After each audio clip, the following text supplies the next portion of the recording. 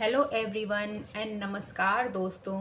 मैं SST teacher हूं और आज हम पढ़ेंगे सीबीएसई बोर्ड क्लास 10th का चैप्टर नंबर फर्स्ट हिस्ट्री का, जिसका नाम है द नेशनलिज्म इन यूरोप। इस चैप्टर को शुरू करने से पहले मैं सभी बच्चों से कहना चाहती हूं कि वो अपने पास में हिस्ट्री का बुक खोलकर रख लें ताकि वो उनको ये वीडियो अच्छे से समझ में आए। तो इस चैप्टर का नाम है the rise of nationalism in Europe. तो पहले ही देखते हैं, एक वर्ड आता है नेशनलिज्म। अब ये नेशनलिज्म क्या होता है?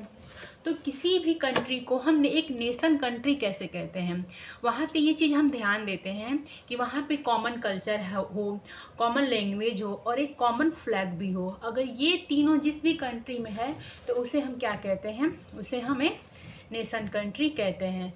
तो उस समय क्या ऐसा हो रहा था जो सभी कंट्री, जैसे खासतौर से यूरोप, अब ये चाहते थे वो सब कि अब वो एक नेशन कंट्री बने। उन लोग मोनार्कियल कंट्री से, मोनार्कियल स्टेट से बहुत परेशान हो गए थे। तो अब ये मोनार्कियल स्टेट क्या होता है या फिर मोनार्कियल कंट्री क्या होता है? तो मोनार्कियल स्टेट और मोनार्कियल कंट्री दोनों एक ही है।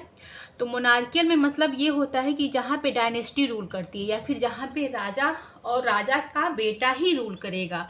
अब ज़रूरी तो ये है नहीं कि जो राजा है उसका बेटा भी राजा के इतना ही कैपेबल हो, पर वो राजा का बेटा है तो वही रूल करेगा, ये वो कैपेबल हो या ना हो। ये है मोनार्कियल स्टेट।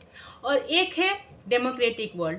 डेमोक्रेटिक वर्ल्ड ये है कि हम जिसे भी चुनते हैं या फिर जिसे भी चाहते हैं कि वो हमारे ऊपर रूल करे, उसे हम वोट के द्वारा चुनते हैं। वो हमारे में से ही, हमारे द्वारा ही चुना गया एक व्यक्ति होता है।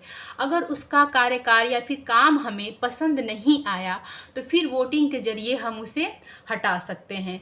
पर अगर वही मोनार्कियल स्टेट में हो जाए तो ऐसा हम कभी भी नहीं कर सकते। तो लोग इसी सब चीज़ों से परेशान हो गए थे कि मतलब अब उन्हें मोनार्कियल स्टेट नहीं चाहिए, अब उन्हें चाहिए एक डेमोक्रेटिक वर्ल्ड। तो इस जो चैप्टर है में पहले पेज पे ही देखते हैं, एक हमें डायग्राम दिखता है जिसको प्रिंट किया था फ्रेडरिक सोरियो ने। फ्रेडरिक सोरियो ने 1848 में इस डायग्राम को ड्रॉ किया था और यह एक फ्रांस आर्टिस्ट थे। और इस डायग्राम में इन्होंने ये बताने की कोशिश की है कि कैसे लोग एक डेमोक्रेटिक वर्ल्ड में प्रवेश करते हैं। इस यहाँ पे हमें दिखता है कि एक स्टैचू ऑफ लिबर्टी हैं।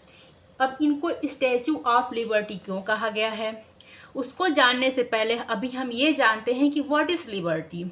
तो लिबर्टी क्या होता है?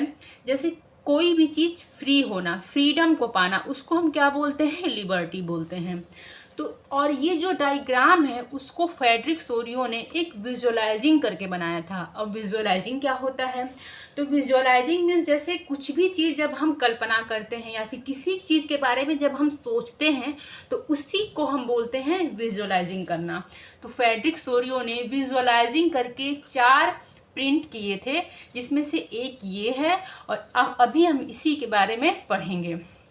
तो जो ये स्टैचू ऑफ लिबर्टी हैं, इनके ऊपर वाले हाथ में एक लाइट होता है। वो लाइट एक न्यू एरा को रिप्रेजेंट कर रहा है। वो लाइट उन कंट्री को दिखा रही हैं जो अभी मोनार्की से बहुत ही ज़्यादा परेशान है। तो एक हाथ में लाइट है और दूसरे हाथ में देखिए बड़ा सा पेज है जिसमें मानव अधिकार का चार्टर लिखे हुए हैं। मतलब इसमें मानव अधिकार के बारे में बताया गया है। और इसी को पार कर लिए हैं अभी 2 कंट्री, जिसका नाम है फ्रांस एंड यूएसए। और अभी भी कई कंट्री लाइन लगाकर खड़े हुए हैं ताकि वो चाहते हैं कि हम एक स्टैचू ऑफ लिबर्टी को पार कर जाएं, हम एक डेमोक्रेटिक वर्ल्ड में प्रवेश कर जाएं। तो इसी स्टैचू ऑफ लिबर्टी के बगल में है जर्मनी, जो अपना फ्लैग ट्राई कलर में लिए हुए खड़ा है, ब्लैक, गोल्डन एंड रेड।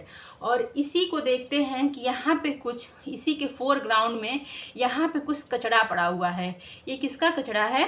ये जो मोनार्कियल स्टेट था उनका जो भी सामान वो यूज करते थे, जैसे ताज था, राजगद्दी था, जो भी वो कपड़े पहनते थे, जो भी लोग आ रहे हैं इन सब चीज़ों को फेंकते हुए आ रहे हैं। मीन्स अब वो बिल्कुल भी परेशान हो चुके हैं, अब वो नहीं चाहते मोनार्कियल स्टेट को, तो उन सब चीज़ों को यहाँ पे कचड़े के रूप में फेंकते हुए आ रहे हैं।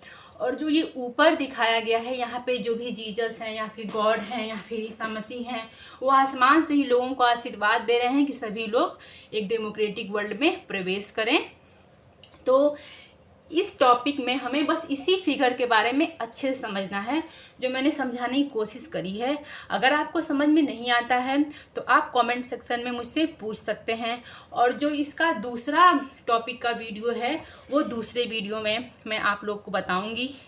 और देखने के लिए बहुत बहुत धन्यवाद। Thank you.